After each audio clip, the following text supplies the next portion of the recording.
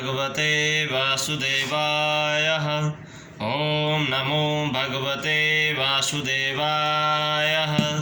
ओम नमो भगवते वासुदेवाय।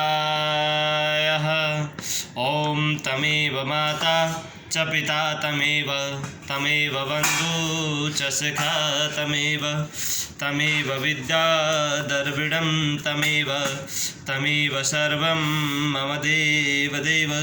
शान्ताकारां भुजगशयनं पद्मनाभं सुरेशं विश्वाधारां गगनसदृशं मेघवर्णं शुभांगं लक्ष्मीकान्तं कमलनयनं योगिवृदारजन्यं वन्दे विष्णुभवभयहरणं सर्वलोकनाथम्।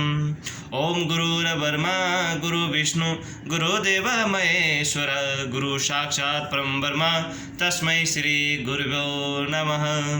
अखण्डमण्डलाकारं व्याप्तं व्याप्तचराचरं तद्वनं दशिनं देन तस्मै श्री गुरुभ्यो नमः। ओम नमो भगवते वासुदेवाय। बोलो सच्चिदानंद भगवान की जय। बोलो कार्तिक महात्मा भगवान की जय। बोलो भगवान विष्णु की जय। बोलो माता लक्ष्मी की जय। बोलो सच्चिदानंद भगवान की जय।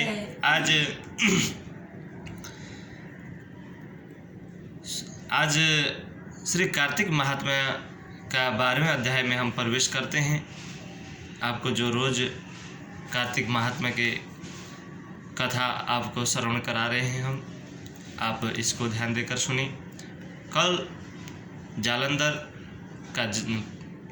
का जन्म और जालंधर भगवान विष्णु से क्रोधित, इन देवताओं से क्रोधित हुआ अध्याय हमने आपको श्रवण करवाए। अब आज 12वें अध्याय है।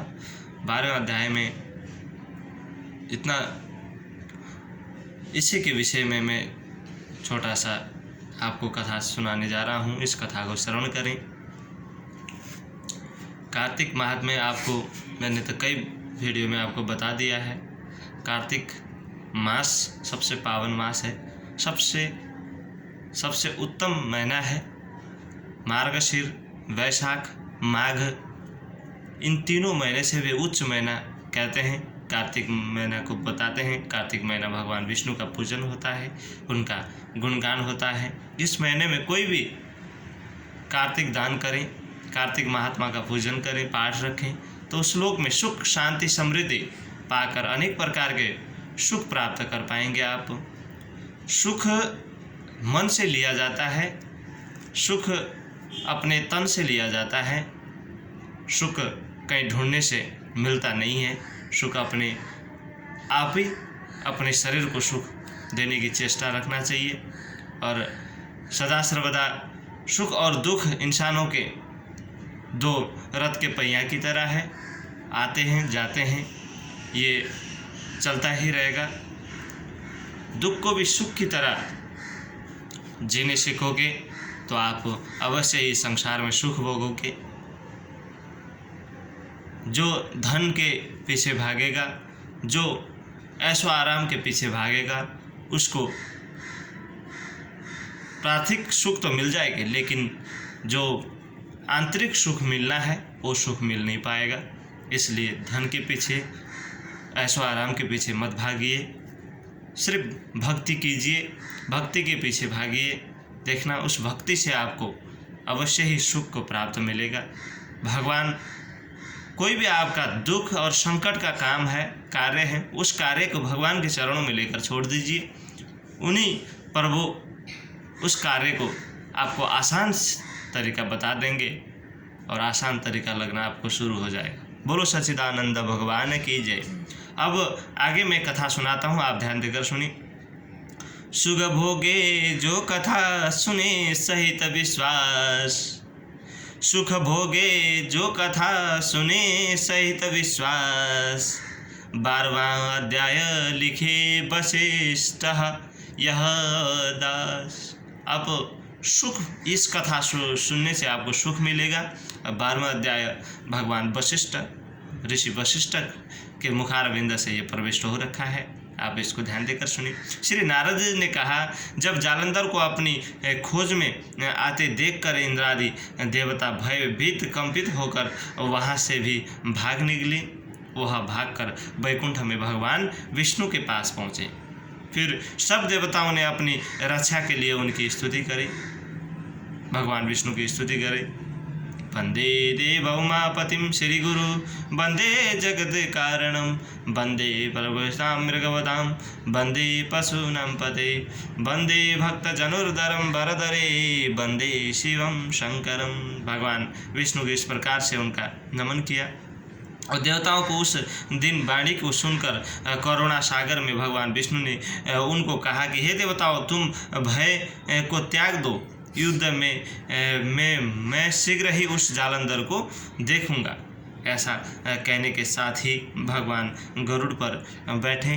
तब देवताओं सहित उन्होंने युद्ध क्षेत्र में और प्राण करते हुए समुद्र तैरने माँ लक्ष्मी के नेत्रों में जल भराया और उन्होंने कहा, हे नाथ, यदि मैं सर्वदा आपके प्रिय हूँ और मेरे भक्त हूँ, मैं आपके भक्त हूँ, तो मेरा भाई आप द्वारा युद्ध में कैसे मारा जाना चाहिए। जालंधर भगवान लक्ष्मी का भाई था, तो वो जालंधर से लड़ने चले तो भगवान माँ लक्ष्मी रोने लगी, उनको पूछने लगी कि हे प्रभु, कि मेरे भाई को ऐसा क्यों। इस पर भगवान विष्णु ने कहा, यदि तुम्हारी ऐसी ही प्रीति है तो मैं उसे अपने हाथों से नहीं मारूंगा, परंतु युद्ध में तो मैं जाऊंगा ही, क्योंकि देवताओं ने मेरी बड़ी स्तुति की है। ऐसा कहकर शंख चक्र गदा पद्मधारी भगवान विष्णु गरुड़ पर चढ़े हुए शीघ्र ही युद्ध के उस स्थान पर जा पहुँचे जहाँ पर जालंधर का विमान था। विष्णु के तेज को कंपित देवता सिंहानाद करने लगे। फिर तो करुणा के अनुज गरुड़ ने पंखों के बल पर वायु में पीड़ित हो दैत्य पर प्रकार घूमने लगे। ऐसे आदि से बादल आकाशों में घूमते हैं। तब अपने वीर दैत्यों ने पीड़ित होते देखकर जालंधर क्रोध हो गया। भगवान विष्णु को कठोर वचन कहकर उन पर पूरी ताकत से आक्रमण कर दिया। बोलो सच्चिदानंद भगवान की जय।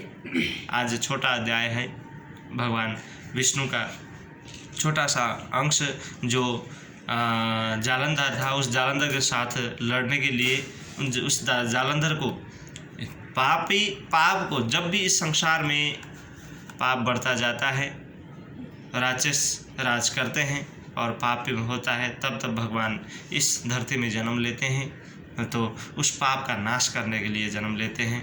पाप का नाश सिर्फ अंत्य है।